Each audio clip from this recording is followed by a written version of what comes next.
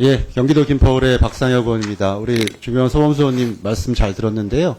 국정 철학을 잘 파악하고 못하고 계시다라는 생각이 듭니다. 인쇄 문제와 관련되어서. 보시겠습니다. 제가 집권하면 그냥 놓겠습니다. 여기에다가 사장 누구 지명하고 이렇게 안 하고요.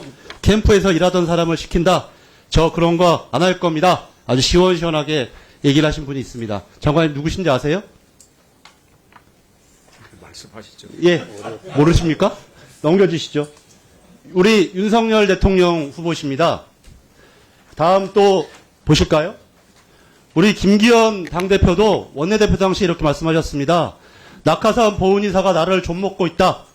이렇게 말씀하셨고, 장관님은 청문회에서 제가 물어봤을 때 낙하산도 정도껏 해야 된다. 이렇게 말씀하셨습니다. 그래서 오늘은 정말 낙하산 인사가 대통령 말씀대로 근절됐는지, 카르텔 형성이 없는 건지, 정도껏 낙하산 인사가 있는 건지 좀 확인해 보려고 합니다. 다음 넘겨주시죠. 잘 아시는 분입니다. 새 정부가 시작되자마자 낙하산 인사가 시작됐습니다. 무려 국회에 관련된 돈을 뭐 여러 가지 문제 때문에 재판을 받고 계신 분인데요. 지금 전직 국회의원이시고 국토부 산하 법정단체의 연봉 4억으로 가 계십니다. 많죠? 4억. 예. 다음 보겠습니다. 구체적으로 공공기관을 한번 봤습니다. 제가 보니까 윤석열 정부 들어서 새로 임명된 국토부 산하의 임원들을 보니까 당연직을 제외하고 총 139명의 인사가 있었습니다. 이 중 61%에 달하는 85명이 비정상적인 인사로 보입니다. 조금 전에 대통령께서 안 하시겠다는 대선 보훈 인사만 55명입니다.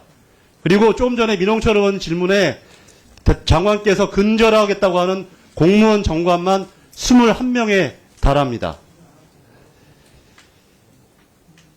윤 대통령이 말씀하시는 것처럼 캠프에서 일하던 사람 지명하는 일 없다 하셨는데 조금 전에 뒤에 계시죠?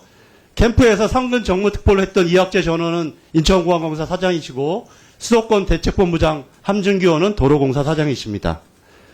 뭐 제가 다시 한번 강조하지 않더라도 한 자리 챙겨주고 이렇게 만드는 카르텔 근절하시겠다고 했던 게 윤석열 대통령과 이 정부 아니겠습니까? 장관님, 왜 이렇게 윤석열 카르텔을 만드는데 국토부가 선봉대 역할을 하고 계신 겁니까? 혹시 장관님 뭐 나중에 대권 준비하시는 것과 관계된 것입니까? 답변을 좀 주시죠. 이게 사실 이게 모든 인사를 우리 그 대통령 또는 대통령실에서 이제 갖고 계시면서 역대 정부에서 쭉 일어났던 문제들인데 저희는 이게 좀 질서가 좀 교통정리가 될 필요가 있다고는 생각합니다. 그런 면에서 뭐 사돈 낱말하듯이 얘기할 수는 없는 거고요. 저희들이 제가 말씀드린 것처럼 정도껏 할 수 있도록 그래서 저희들이 이제 살펴보겠습니다. 그 자제력을 발동을 해보겠습니다. 예, 정도가 됐는지 이제 살펴보려고 합니다. 그러지 않아도 이렇게 인사를 카르텔 인사로 하니까 전문성과 역량을 가진 분들이 오기 어렵습니다. 다음에 보시죠.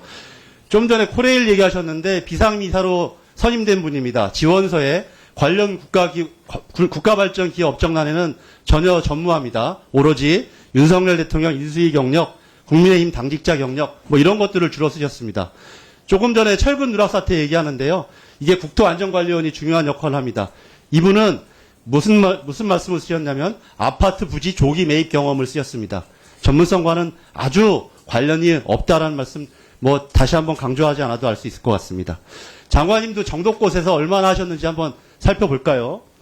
우리 전세 사기 문제할 때 여러 가지 기관 중에 주택도시보증공사 얘기했습니다. 이분 비상임이사로 임명되신 분인데요. 스스로 아주 솔직하게 쓰였어요. 주택 문제에 대한 전문적 식견이 부족하다. 그 대신 쓰신 게 윤석열 후보 선대위 원희룡 장관이 맡은 적재본부에서 재직했다. 2번의 총선 출마 경력이 있다. 이렇게 하셨는데 장관님 누구인지 아시죠? 예, 조금 눈치가 좀 부족하죠. 예. 근데 장관님 도지사 하셨을 때 정무특보까지 하셨어요. 눈치 부족한 분은 아니신 것 같은데.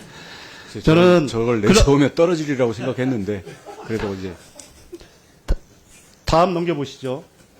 장관님 보시니까 여기가 장관님 측근 인사로 카르텔에 동참하고 계십니다. 도지사 시절 장관 시절 역임하셨던 분들, 인연 맺으셨던 분들 하나도 빠뜨리지 않고 다 많이 있습니다. 제주도뿐만 아니라 주택도시보증공사, SR, 철도공단 뭐 여러 가지 부분에 정도껏을 전 넘어갔다고 생각이 듭니다.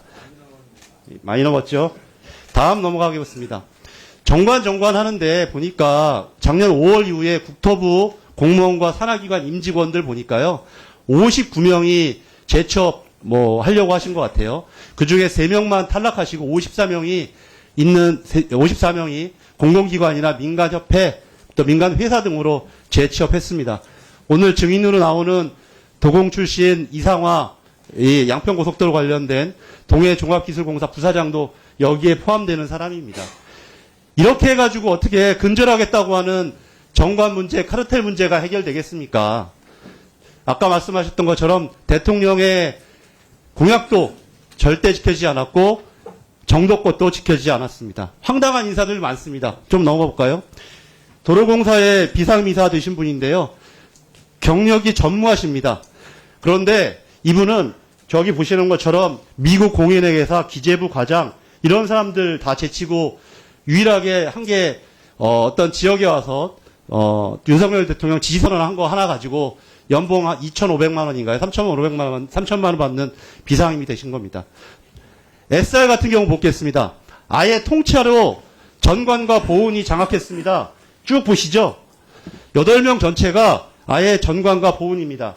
또 뒤로 넘겨보시면 최근에 여기 부사장은 도지사 정책보좌관이 가셨고 비상임이사로 저분 인지연 씨 우리공화당 전 대표께서도 가셨습니다.